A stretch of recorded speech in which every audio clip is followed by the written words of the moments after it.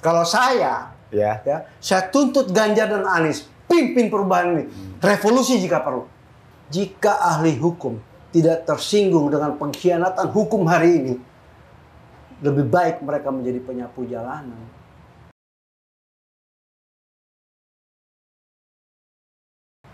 Selamat datang di podcast Petisi Brawijaya. Kali ini kita kedatangan seorang tamu istimewa, yaitu Bung Tendri yang kemarin sempat mengajukan komisioner KPU ke DKPP. Betul ya, Bung ya? Betul. Ya, selamat datang, Bung. Saya beserta Patrazen kalau nggak salah ini ya. Pengacaranya Patrazen, tapi saya sebagai prinsipal dan dua kawan saya adalah Azwar Furbutyama dan Petrus. Dari Forkot sama dari sekjennya PRD ya? PRD. Iya. Terus itu hasilnya gimana, Bung? Ya, kan sama-sama sudah kita ketahui bahwa hasil dari DKPP lagi-lagi pelanggaran etis berat. Nah, kalau bicara soal pelanggaran etis kan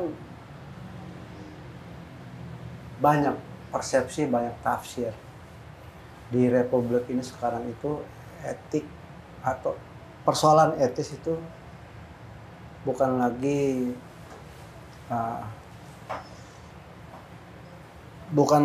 pada nilai yang harus kita pegang teguh. Jadi jangan lagi kita berbicara etik di Republik ini. Nggak ada nilainya ya? Nggak ada nilainya. Sampah ada dia. Sampah.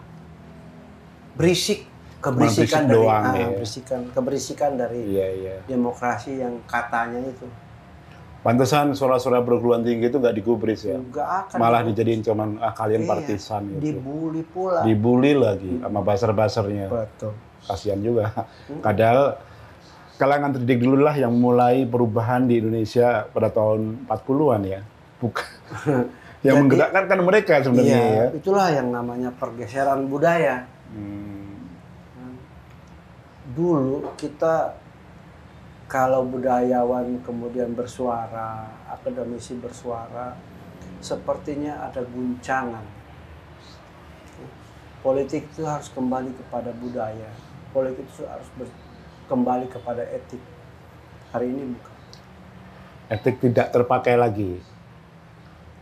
Kira-kira masa depan Indonesia bagaimana kalau kita melihat hari ini ya? Nggak ada masa depannya udah pasti.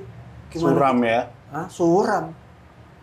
Kita mau bicara Indonesia emas apa dengan kondisi seperti saya juga setuju itu. Dapat perunggu pun udah bagus itu. Iya, kalau bicara kita mau mendulang emas, kita harus memperhatikan prosesnya dong. Iya. Ya kan, kita harus memisahkan batuan atau pasir yang kita ambil, kan kita ayak di air. Itu proses. Gimana tiba-tiba nggak ada prosesnya, pasir yang kita kumpulkan itu yang kita harapkan ada emas di dalamnya, kita dapat dari mana? Tapi kan kalau emas kan ada turunannya banyak ya, ada perunggu, ada perak ya. Oh iya. Itu pun logam mulia itu nggak dapat juga. Nggak dapat. Jadi kalau sekarang ini ya kita bicara KPU ini kan sekarang sedang jadi ini ya, bicara pemilu kok KPU. Ada dua saluran-saluran yang dipakai sekarang di MK. Kalau secara pribadi sebenarnya saya skeptis sih dengan itu ya. Kalau Bung Tendri gimana? Kalau skeptis masih mending. Masih mending ya? Berarti ada nurani yang terganggu. Ada nalar yang terganggu. Gitu. Kalau saya sama sekali tidak lagi skeptis. Apa? Saya udah bisa baca. Ya, Bung Tendri kan sebagai ahli hukum. Ya, saya lawyer ya, jadi lebih mahamin ya. Udah bicara soal lawyernya, juga saya bicara sebagai prinsipal yang membuat KPU kan. Saya juga di pengadilan negeri itu menggugat Anwar Usman, menggugat Jokowi, menggugat Gibran, dan mungkin pasca Lebaran kami akan bersidang lagi. Tapi saya mengingat sebuah kata kalimat yang membuat saya tuh hari ini kembali terngiang. Ucapan dari seorang sastrawan besar Indonesia yang namanya Pramoedya Anantatur. Iya, Pramoedya. Dia katakan begini, jika ahli hukum tidak tersinggung dengan pengkhianatan hukum hari ini, lebih baik mereka menjadi penyapu jalanan. Keras. Keras itu. Itu gugatan kebudayaan. Ya, betul, ya. Dan kita melihat fakta-faktanya hari ini. Pengkhianatan hukum yang dilakukan oleh para ahli hukum. Ya, seorang Prof. Yusril aja. Ya, masyarakat bisa menilai kok siapa saja yang menjadi pengkhianat itu. Dan bagaimana pengkhianatannya dilakukan. Dengan mudah mereka menelan pendapat mereka ya. Jadi kalau kita mau bicara pakar atau ahli tata negara, nggak ada guna tuh ya. Nggak ada gunanya. Gitu. Ya. Kalau angket, kayaknya juga masuk angin juga. Kalau kata Rocky Gerung, yang paling penting itu hak angkot dan hak angkut. Ya betul. Bagaimana angkot-angkot ini terberdayakan karena kondisi ekonomi hari ini tidak baik-baik saja, dan bagaimana hak angkut itu mengangkut aktivis-aktivis atau demonstran-demonstran ke KPU. Itu dibayar. Iya. Jadi kalau secara pribadi, Bung Tendri ini apa ya, pesimis ya udah gitu ya? Lagi-lagi kalau bicara soal kata pesimis, enggak ya? Enggak. Masih ada harapan ya? Bukan, saya nggak pernah bicara soal hari ini harapan ada atau tidak. Tapi? Ya saya berbicara bahwa ya negeri ini sudah mati. Mati negeri ini. Cita-cita besar Republik mati. Tapi ini kalau sudah mati, kita masih punya harapan nggak sih? Ya pupus. Kita berharap aja ada pengadilan akhirat kan? Iya, betul. Begitu jadinya. Jadi bicara saya skeptis atau saya pesimis, nggak lagi. Enggak ya. Tapi yang saya herankan ini ya, kalau kita ngelihat Jokowi, sosok Jokowi, itu kan dilahirkan dari partai ideologis Soekarno. Ya. Mungkin pada awalnya kita optimis ya, dia kan bawa nilai-nilai yang dibawa Soekarno ya. Mungkin pada awal-awal mesti kelihatan, tapi kesini-sininya kan makin hilang tuh, terpupus gitu. Kenapa itu bisa terjadi? Dia terkooptasi dengan kepentingan-kepentingan, hingga dia lupa dengan rootnya. Bahkan terakhir kan juga dia bilang ingin menghancurkan partai yang pernah membesarkannya. Saya nggak habis pikir kok ada orang kayak begitu gitu. Memang nggak usah dipikirin orang kayak gitu. Ya. Sampai sekarang nggak masuk logika saya gitu. Enggak, memang kita sedang tidak bicara soal logika hari gitu ini. Ya. Apa jadi bicara kita? Kita saja yang kemudian terlalu berharap. Ya kan? Kita berharap istilahnya pada penjahat yang sejak awal dinasihati oleh seorang filsuf besar namanya Thomas Hobbes. Manusia itu akan menjadi serigala bagi manusia yang lain. Oh iya betul. Ya kan? Ya. Manusia itu serigala bagi manusia yang lain ya. Dan dia menjadi serigalanya. Nah, orang-orang yang punya cita-cita baik, yang kalau dalam analogi sederhananya adalah ayam-ayam itu, kita ini ayam, bos. Ayam yang kemudian siap dimangsa siapapun, baik oleh kita sebagai manusia ataupun hewan-hewan liar di dalamnya, ya kan, bisa elang, ya kan, dan kita punya sekian banyak cerita tentang itu. Tadi kita sempat ngobrol ya, Bung Tendri ngobrol tentang kisah di Roma itu. Saya juga melihat beberapa serial itunya dari Kaisar Claudius, terus Caligula sampai Julius Caesar. Itu saya pikir baru mengerti kondisi sekarang gitu. Jadi adanya pengkhianatan, bagaimana dia mengelabui rakyatnya dengan pertunjukan supaya dia dapat legitimasi. Betul. Dan justru penyakitnya itu bukan orang jauh, ternyata orang yang paling dekat dengan mereka sendiri, yang masih setiap hari ketemu. Karena saya lihat Julius Caesar itu kan dibunuh sama Brutus ya. Iya. Brutus itu adalah anak sebenarnya dia gitu kan. Orang yang dibesarkan dia juga. Betul.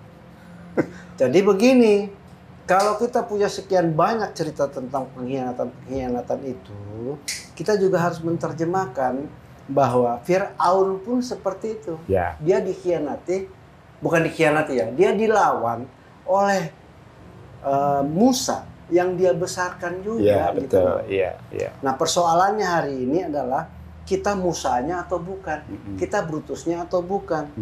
Kita ini kan adalah sekelompok orang, sekelompok entitas manusia Indonesia yang masih berharap, ya kan, berharap adanya mimpi baik, cita-cita kemerdekaan. Jadi kita yang namanya orang bermimpi, bos. Iya, betul. Ya kan? Jangan pernah berharap mimpi itu akan menjadi kenyataan.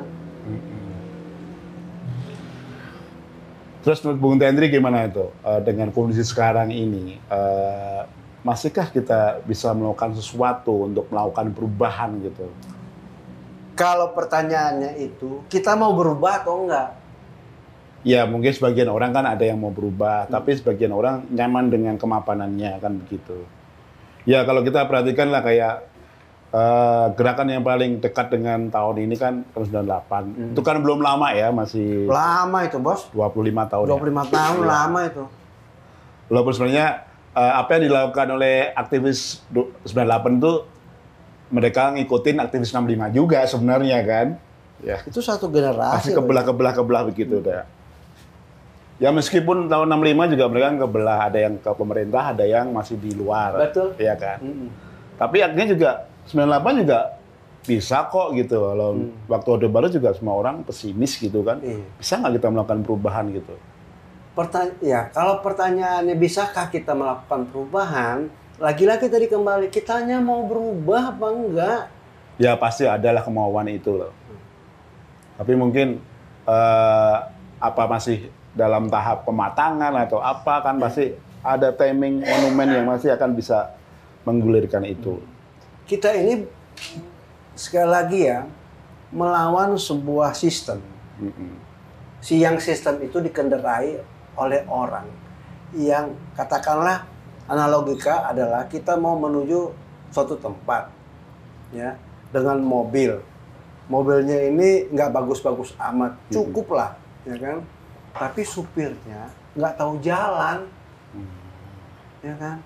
Supirnya nggak tahu jalan, cara mengemudikannya juga belum punya SIM, ya. Seperti itulah Indonesia hari ini, dipimpin oleh seorang Jokowi yang nggak tahu jalan, nggak punya SIM. Tapi persoalannya dia dipilih oleh rakyat Indonesia. Nah itu. Berarti yang salah yang ngusung dong. Bukan yang salah yang ngusung. Bukan yang salah yang ngusung.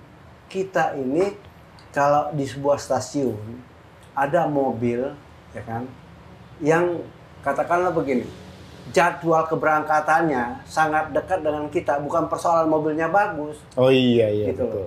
Udahlah kita naikin Ya udah, apa kita aja lah. Apa aja lah ya.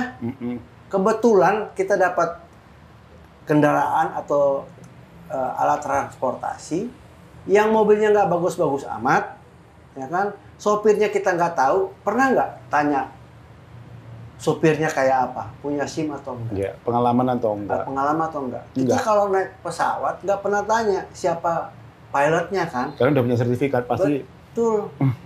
Seperti itu kita hari ini. Kita percaya, ya kan? Kepercayaan kita itu salah ternyata.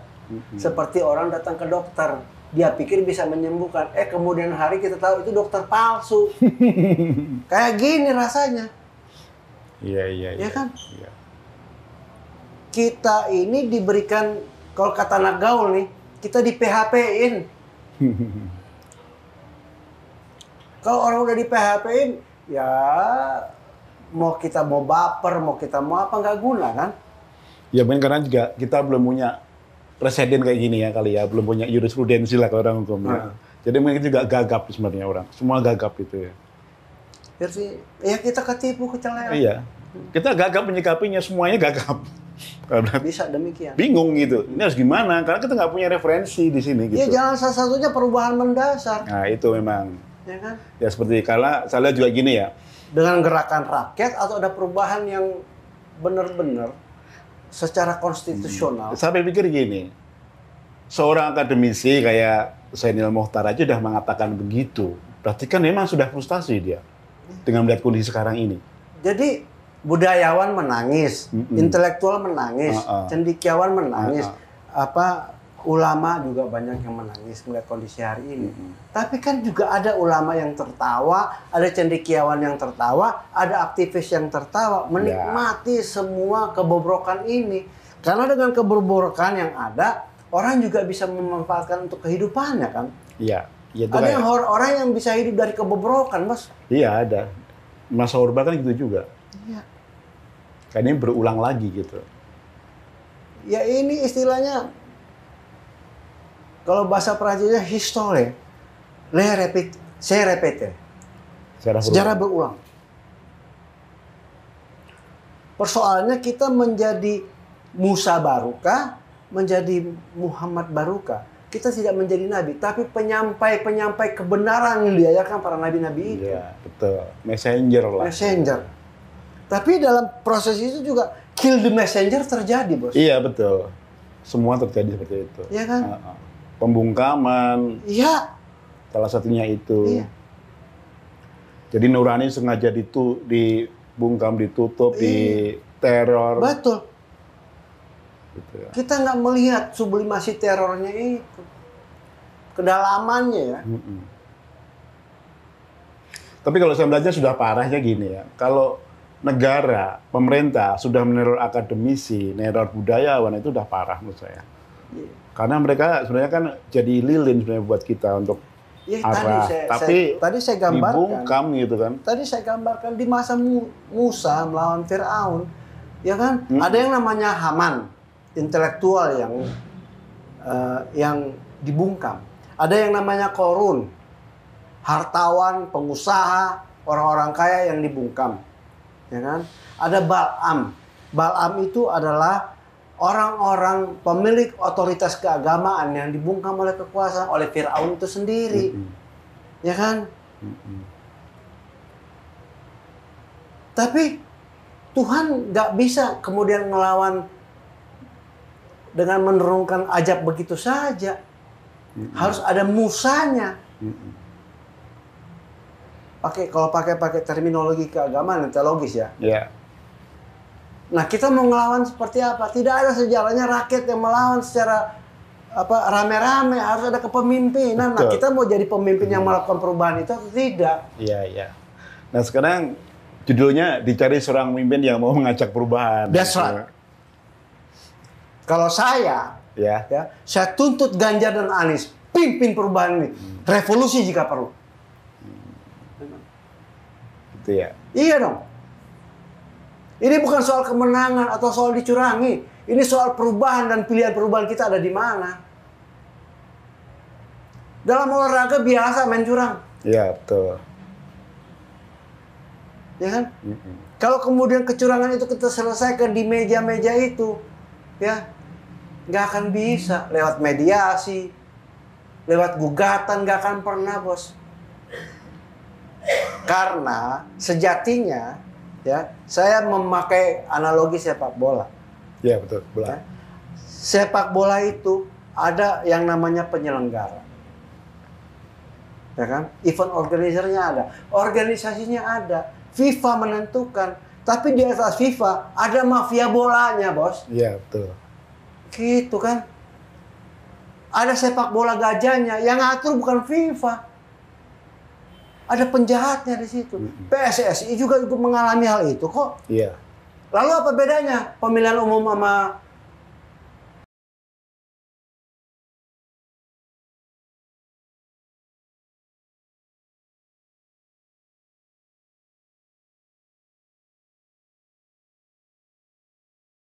KPU? Itu event organizer. Iya, betul. Event organizer itu bergantung kepada pemberi order. Betul. Siapa pemberi ordernya?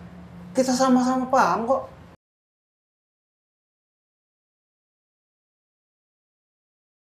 Ya kan? Tinggal cari penyanyi dangdutnya. Ya kan? Penyanyi dangdutnya ini menurut saya adalah lembaga survei yang menyanyikan satu lagu. Organ tunggalnya. Oh iya. Satu lagunya itu berjudul Menang Satu Putaran. Itu sudah. Orkestrasinya itu. Orkestrasinya begitu dong. Sejak awal saya mengatakan bahwa Jokowi ini biang keladinya. Tapi apakah Jokowi sepintar itu gitu? Tidak. Saya yakin nggak. Iya. Artinya, kalau pertanyaan apakah dia sepintar itu, jawaban kita tidak. Berarti kan ada mastermind-nya. Ada lah pasti. Karena itu bukan kerja sendirian. Gitu. Iya. Mastermind-nya bisa siapa saja. Tinggal kedalaman kita menganalisa proses kebangsaan kita hari ini. Iya. Ya kan? Siapa yang paling berkepentingan untuk membuat Indonesia hari ini? Sejak zaman penjajahan masuk, ya kan? Yang masuk itu kan adalah perusahaan-perusahaan dagang, bos. Betul. Dulu dikuasai oleh kartel dagang namanya VOC.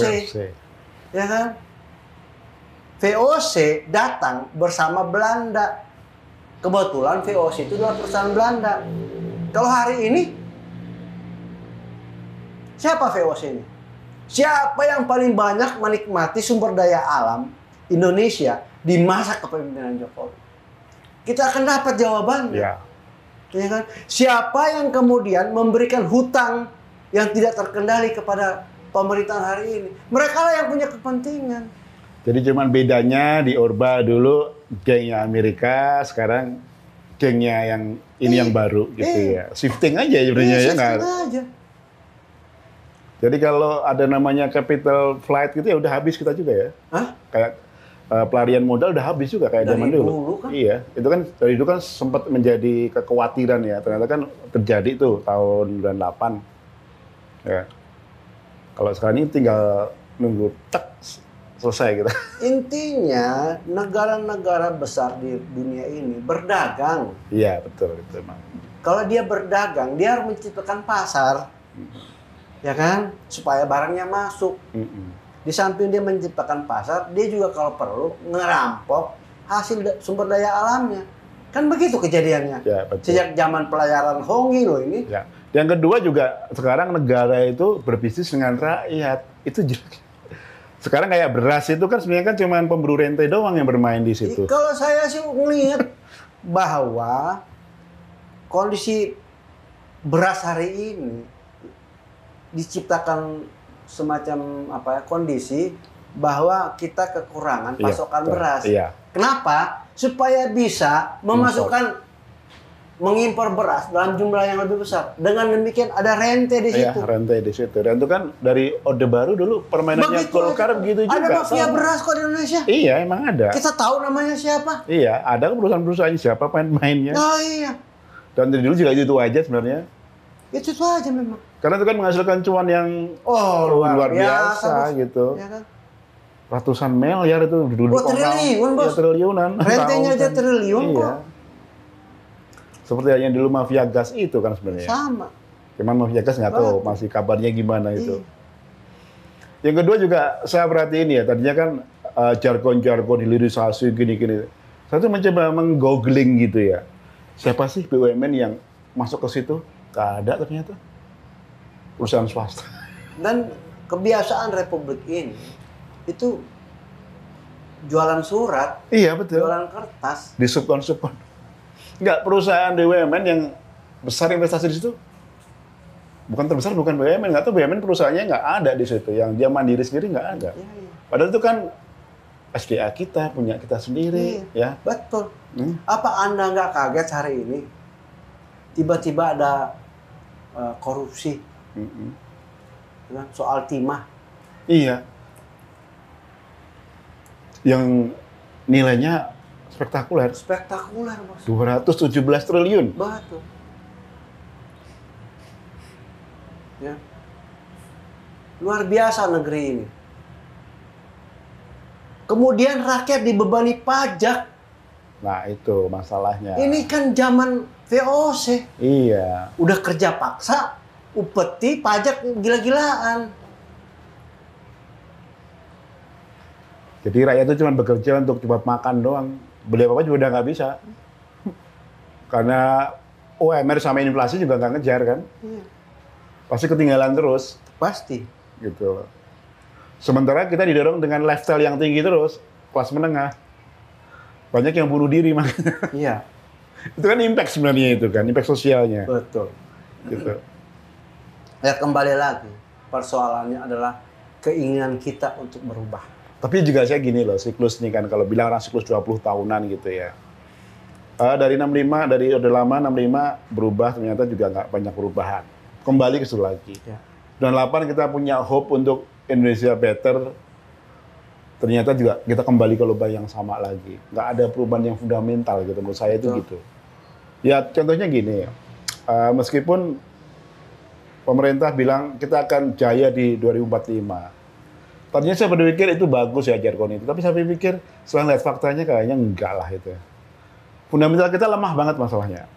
Tingkat pendidikan kita rendah banget, ya masih 50%, berarti ada 100 juta lebih.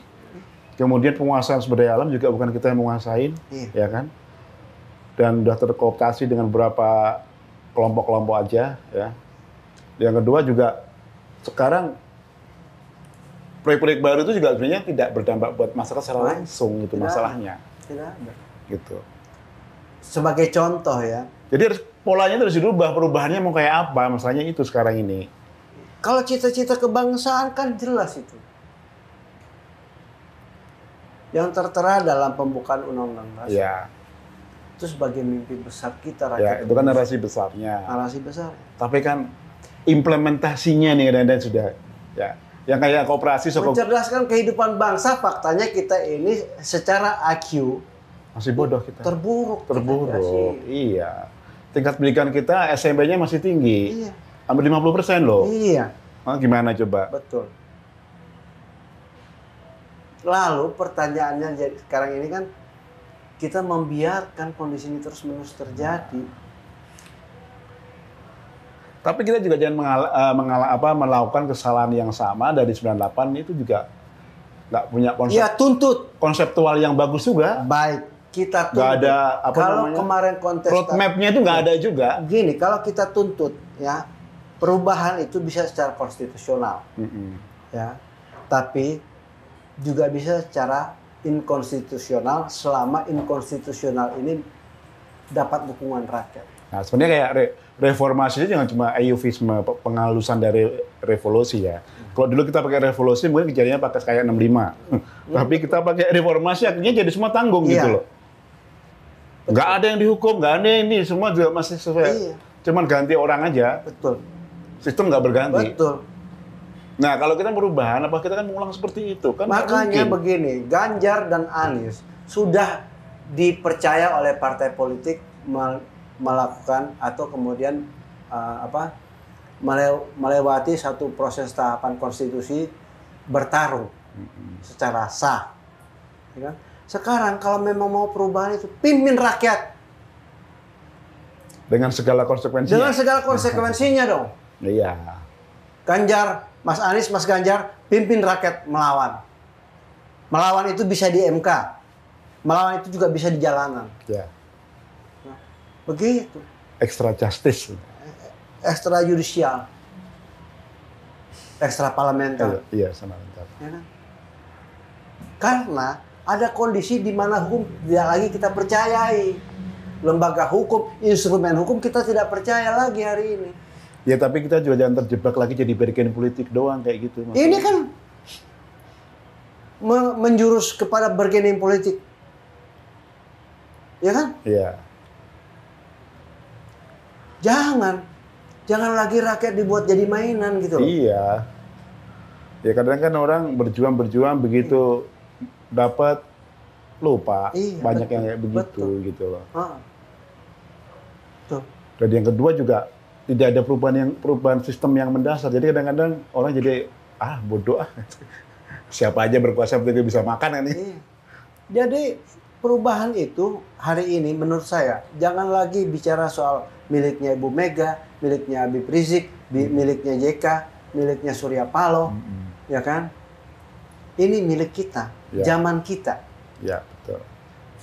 Ya kayak Soekarno dulu kan semua dirangkul. Betul. Ya mau apa kayak mau agama apa, mau suku apa, mau komunis pun, ayolah berjuang. Anak-anak muda Menteng 31 bukan mereka tidak berani melawan Jepang. Ya. Tapi mereka menunjukkan dulu perlawanannya. Nah, kita juga harus begitu. Ketika kita tidak lagi bisa berharap kepada pemimpin-pemimpin politik yang formal, ya kan? Harus kita ciptakan pemimpin-pemimpin informal. Simbol-simbol baru ya. Simbol-simbol baru. Simbol perlawanan baru ya. Karena sejatinya partai politik itu kan dipersiapkan untuk merebut kekuasaan. Ya kan? Mereka kalah dalam perebutan kekuasaan. Umpamanya kalau kita pakai itu ya. Partai politik itu sengaja lahir dan dilahirkan untuk merebut kekuasaan secara konstitusional. Ya. Ya kan? Dulu ketika zaman kerajaan, orang merebut kekuasaan itu dengan darah, dengan peluru, dengan tombak, dengan keris dan segala macam. Ya.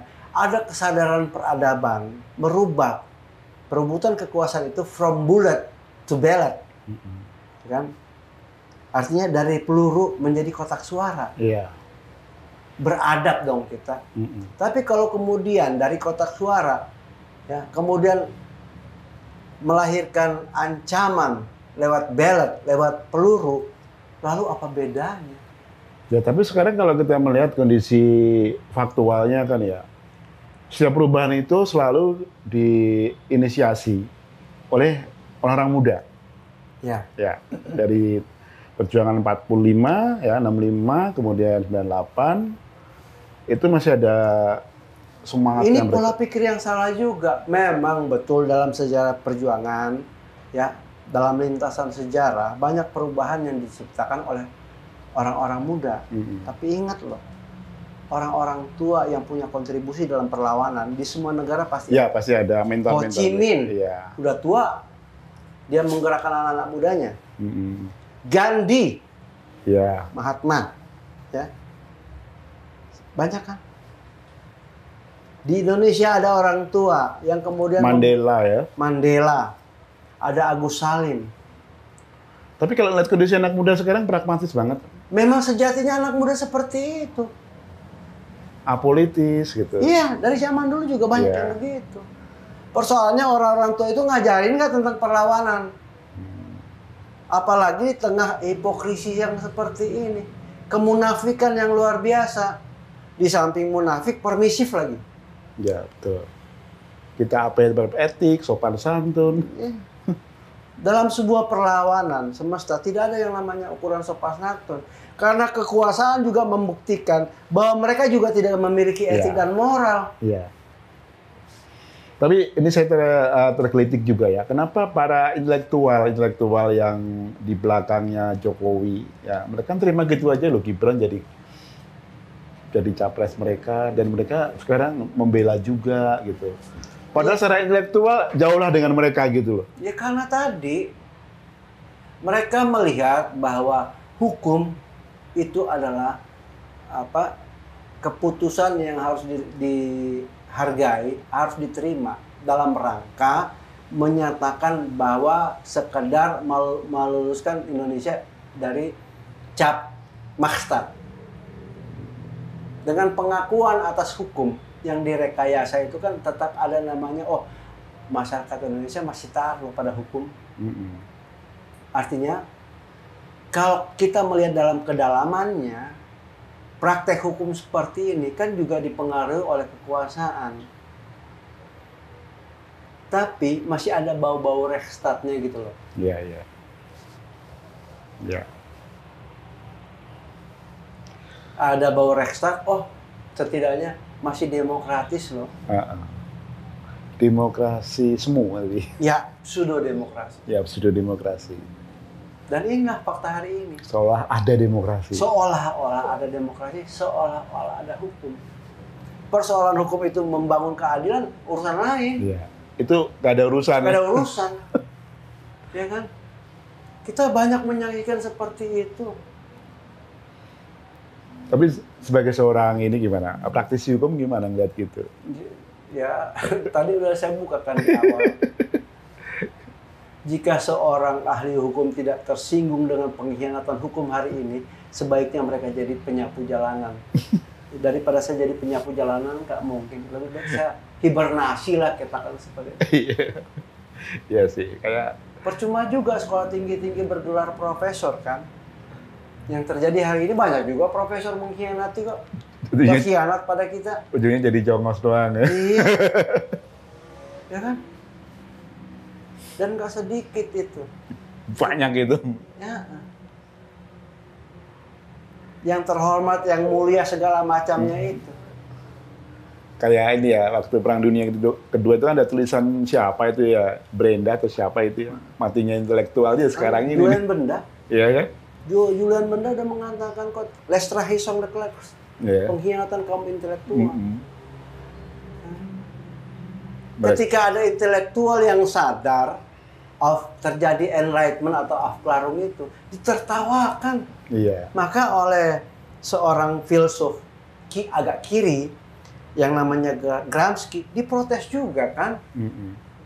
Dia ngelihat faktanya, ada intelektual yang cuma jadi sekrup, sama ada intelektual yang kemudian disebut dengan apa tuh? Agak lupa saya. Intelektual organik. Yeah. Ada intelektual pengkhianat, ada intelektual organik yang bekerja pada kebisuan rakyatnya, yang tetap menjaga marwah perlawanan kelompok intelektual ketika terjadi pengkhianatan pada rakyatnya, yang bisa saja lewat penguasanya, lewat instrumen hukumnya, lewat instrumen kebudayaannya. Karena kebudayaan juga akan direduksi bos oleh kekuasaan. Iya, betul. Ya.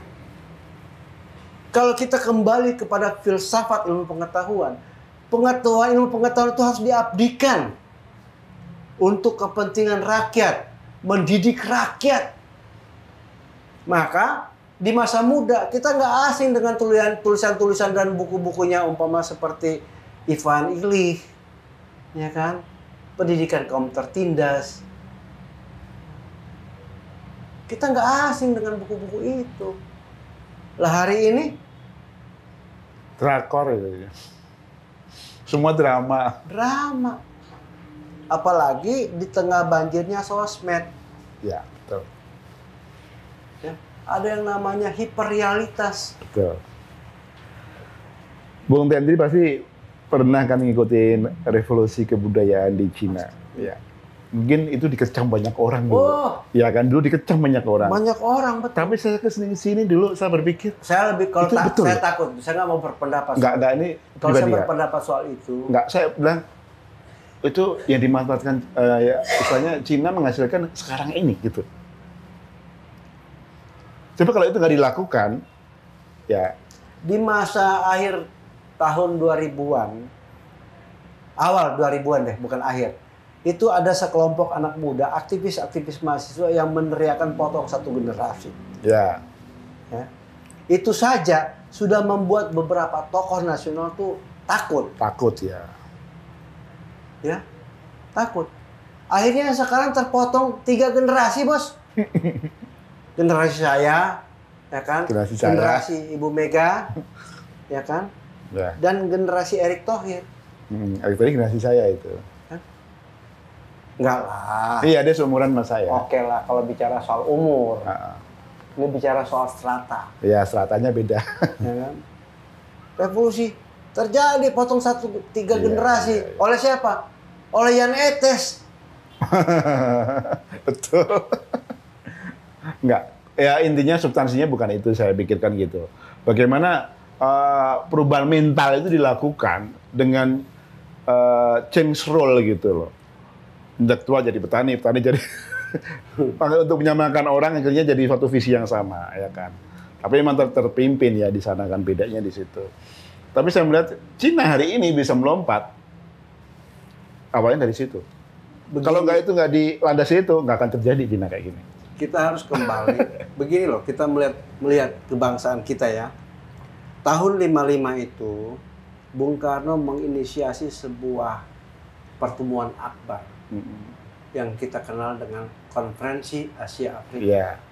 Ya, itu Cina baru 6 tahun merdeka. Iya. Tahun 55 Cina 6 tahun. Kita lebih dulu merdeka daripada Cina, Mas. Iya. Ya kan? Tapi kan Cina udah ada sebelumnya, nasionalisnya udah. Mereka juga melewati perang saudara. Iya, memang. Antara Kuomintang. Iya. Dengan tahun 1900 Cina udah ada negara nasional, cuman kan berubah terus juga akhirnya ke komunis itu. Iya. Chiang Kai-shek ya. Iya, itu kan nasionalis terakhir itu kan. Sebelumnya udah ada itu kan juga, kalau nggak salah loh. Iya. Bahkan luar biasanya.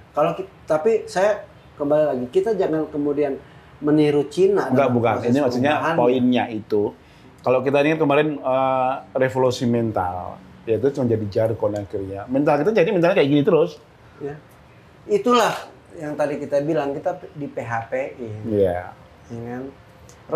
Mau revolusi mental apa? Kalau kemudian orang yang menggagas revolusi mental itu, katakanlah ada personifikasinya, kemudian juga nggak punya mental. Ya mental. Ya saya ingin mengaitkan ke sana sebenarnya. Ya kan? Ya kan. Ternyata nggak berubah juga. Justru cita-cita reformasi yang KKN itu ya diterkianati sendiri. Reformasi itu sebenarnya ingin mengembalikan kita pada cita-cita proklamasi kan. Iya. Kan begitu. Tapi dengan smooth lah, nggak revolusi lagi gitu. Iya. Tapi kalau kita kembali kepada wasiat Bung Karno, revolusi itu nggak pernah selesai. Betul. Karena dia dekonstruksi, konstruksi. Dekonstruksi, rekonstruksi. Iya. Ya kan begitu. Iya. Karena kita harus menyadari akar kebudayaan kita, akar kekuasaan kita yang berawal dari kerajaan-kerajaan yang dipersatukan. Iya. Mentalitas rakyat di masa kerajaan dengan mentalitas rakyat di masa republik berbeda. Berbeda, betul. Ya kan? Beda sekali. Iya. Tidak ada orang yang sebesar bapaknya Ngarso dalam Sri Sultan Hamengkubuwono IX. Iya. 10 ya, 9 itu kan bagaimana dia punya Kewibawaan. Bukan sekedar kewibawaan. Bagaimana seorang raja memberikan tempat untuk berdirinya republik, padahal dia punya kuasa. Iya. Ya, itu sebenarnya nggak mudah itu. Ya kan? Nggak mudah. Maka dalam buku yang dia tulis, Tahta untuk Republik, Tahta untuk Rakyat, kita bisa melihat itu. Bagaimana kebesaran hati seorang raja menyaksikan negara baru yang dicita-citakan. Iya.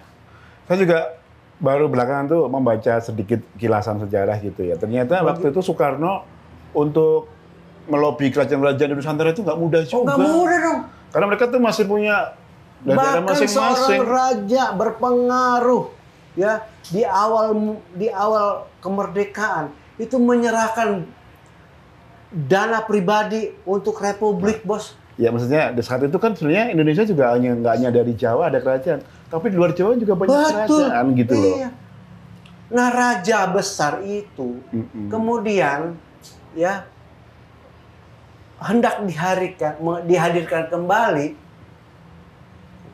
Raja besar itu kemudian mau dihadirkan kembali dengan orang yang bercita-cita menjadi raja. Ya Jokowi itu. Ini kan beda banget antara langit sama comberan, bos. Ya kan?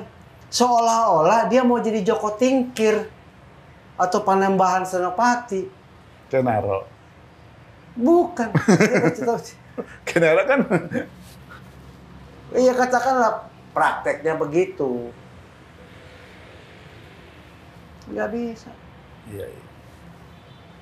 Saya itu hari ini nyaris nggak punya kata-kata lagi untuk menilai kepemimpinan Jokowi. Saya menduga nih ya, dia itu sedang menjalankan agenda besar dari kartel internasional. Ya. Kartel politik dibangun di lokal, tapi dia kaitkan dengan kartel internasional gitu. Betul. Iya. Untuk apa? Kepentingan dagang kartel-kartel itu. Biasa kok diciptakan negara boneka.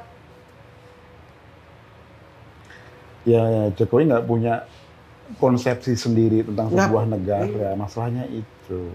Dia nggak punya platform itu juga. Bagaimana orang-orang yang dulu berjuang ya menciptakan narasi tentang perubahan Indonesia.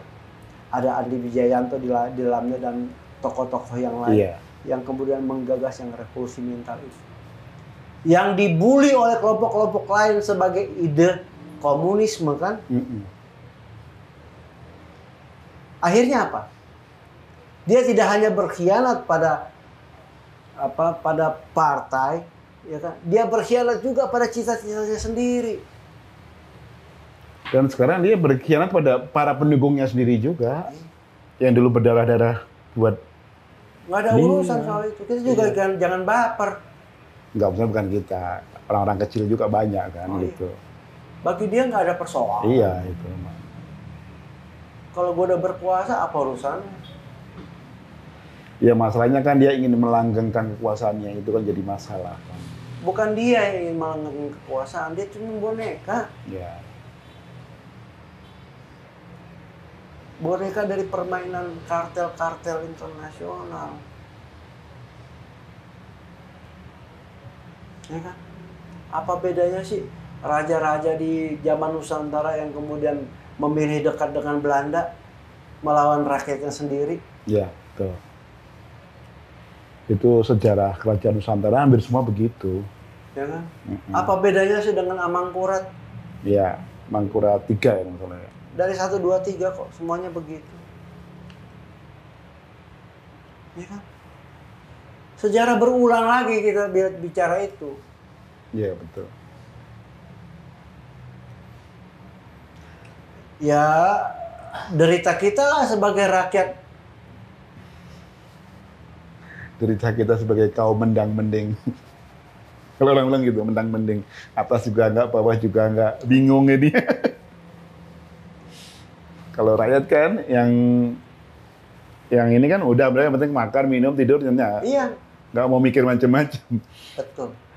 Yang menderita sekarang orang yang banyak berpikir ini ya. Iya. Kayak akademisi budaya banyak berpikir, mereka akhirnya juga ya udah.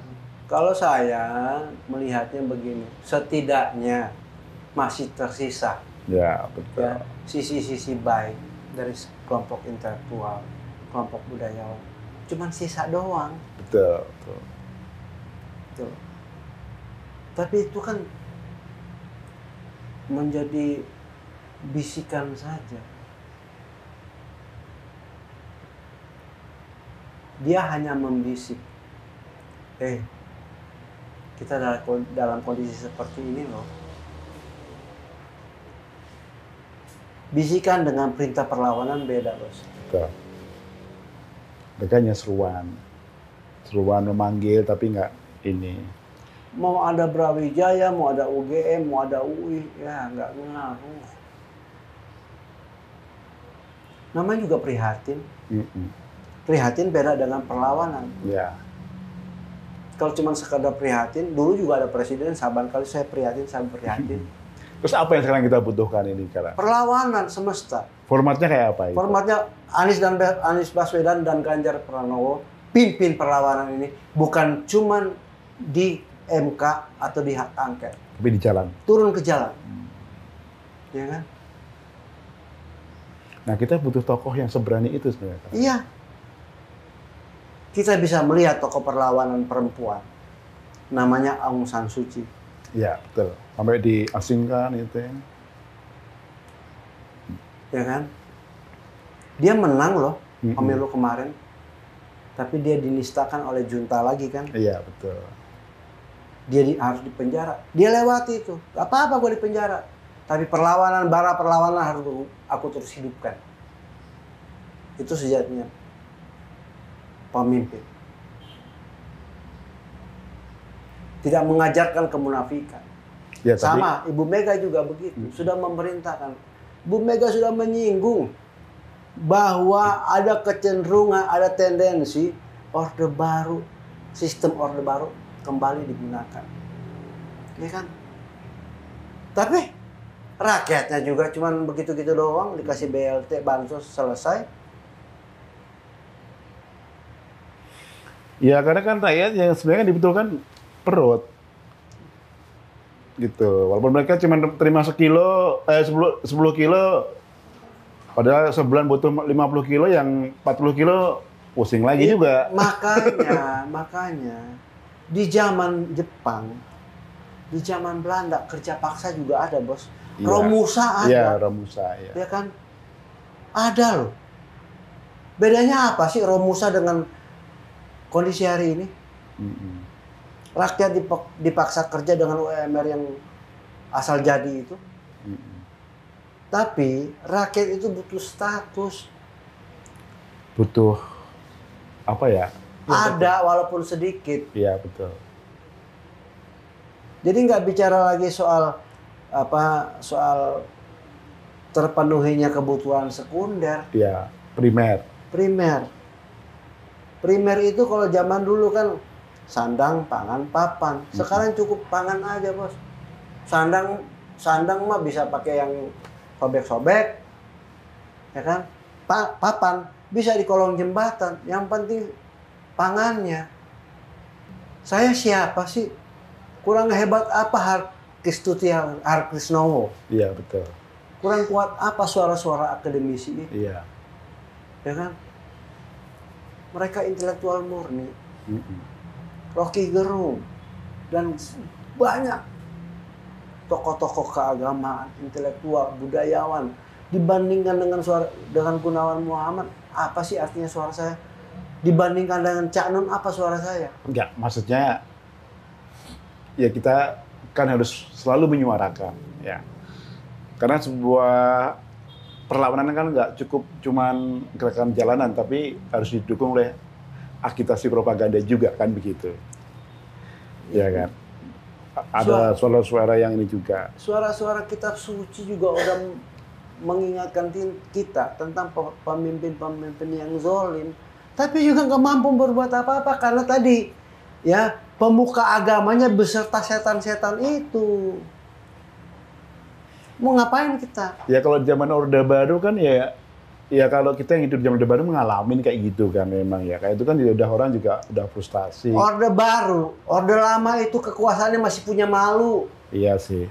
Kalau dia udah mendapatkan perlawanan dari rakyat, udah dipermalukan rakyatnya, dia mundur. Kalau sekarang enggak. Kalau Soeharto begitu dia dipermalukan oleh mahasiswa, dia serahkan kekuasaannya. Ya kan? Saya mundur. Kenapa? Dia sudah diprotes oleh sekian banyak eksponen. Karena dia masih punya malu. Pantang bagi seorang pemimpin republik ya untuk menghindari itu. Padahal kekuatan Soeharto itu sempurna, Bos. Iya, betul. Sipil, militer, kepegang semua. Sipil, militer, semua lembaga, aparatus negara berpihak kepadanya. Ya kan? Dia bisa mempergunakan kekerasan pada saat itu. Betul. Bikin Tiananmen mampu dia. Iya. Tapi karena mendapatkan protes masif, masih protes loh ya, belum perlawanan masif, protes masif dari rakyat, dia mengundurkan diri. Itu kekuasaan yang punya etika dan punya moral. Hari ini rakyat bergerak, intelektual bergerak, budayawan bergerak, protes. Dicuekin tuh. Malah nggak ada malunya juga. Nggak ada malunya. Yang saya heran juga ini ya. Nggak usah heran. Nggak maksudnya ini ya. Capres yang terpilih dari KPU, cawapresnya gitu.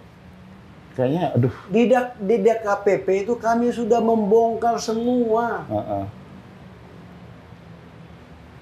Ini anak tidak punya kedalaman dalam pemahaman masalah apapun gitu. Itu kan dugaan kita. Iya. Dugaan kita. Tapi fakta hukumnya sudah dibedah waktu kami bersidang di DKPP. Udah by design ya. Dan ternyata juga tadi kan kita bicara soal etika dan moral. Iya. Ya kalau sudah nggak beretika dan bermoral, mau ngapain kita bicara soal hukum? Meski pada saat kita kuliah, ya di atas hukum itu ada yang namanya etika. Ethics beyond the law. Iya, itu teorinya gitu. Ternyata nggak guna sih. Nggak guna. Belajar tata negara model apa hari ini? Belajar demokrasi hari apa? Belajar demokrasi macam apa kita hari ini? Lihat sekarang profesor politik, profesor tata negara aja udah nggak ini kok. Iya. Perguruan tinggi, profesor juga jadi pelayan. Lalu pertanyaan, pantaskah kita masih berharap kepada orang-orang itu kecuali kita berharap pada diri kita sendiri? Setuju ya itu. Ya. Memang juga sudah membuat kayak frustasi massal gitu sekarang. Tapi massal juga, kita udah bicara soal, pada akhirnya bicara tadi kata-kata frustasi massal. Ini kan kita bicara pada apa? Kuantitas. Bicara kualitas, frustasi massal terjadi, kualitas loh ya. Tapi pada kuantitasnya belum. Belum memang. Meski menang 58%, tapi yang menyetujui hak angket 62%. Ya kan? Itu masih bicara soal kualitas. Ya, kualitas. Ya. Gitu loh. Kuantitasnya belum. Maka kalau mau bicara perubahan berdasarkan nilai kuantitas tadi, Anies Baswedan, Mas Ganjar, pimpin perubahan ini. Di jalanan, bukan di MK, bukan di DPR. Ya. Oke, setuju lah. Karena rakyat berharap kalian memimpin perubahan ini. Ya. Jadilah pemimpin sejati. Ya. Bukan pemimpin yang lahir dari drama politik. Ya, kalau mereka bisa melakukan itu, mereka dapat legitimasi. Mereka bisa. Mereka dapat legitimasi yang utuh dari rakyat. Ada legitimasi. Ya, dari rakyat ya. Iya, ada legitimasinya. Persoalannya, legitimasi itu kan juga harus menjadi keinginan yang terus-menerus hadir dalam rakyat. Kalau rakyat tidak diajak berjuang, ngapain? Ya. Harus yakinkan rakyat. Rakyat dari Sabang sampai Merauke. Iya.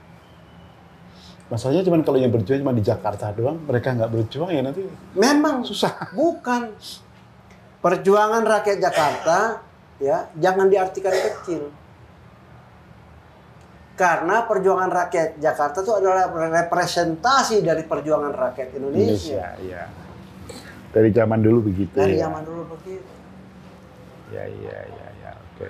Kayaknya udah cukup lama nih. Sekarang apa yang ingin disampaikan nih, Bung Tendri ini? Kalau ini ngomong kita nggak habis-habis nih ya. Banyak yang perlu kita. Ya udah saya sampaikan tadi. Ya. Mas Ganjar, Mas Anies, pimpin perlawanan ini. Di jalanan beserta rakyat, intelektual, dan budayawan yang menolak proses politik dan keadaan politik hari ini. Beserta dengan sistem-sistem hukum yang sudah amburadul ini. Ya. Ya kan? Ya. Oke, terima kasih Bung Tendri. Ya. Aduh. Ngomong sama beliau itu banyak banget soalnya, jadi nggak kelar kita sampai pagi nanti.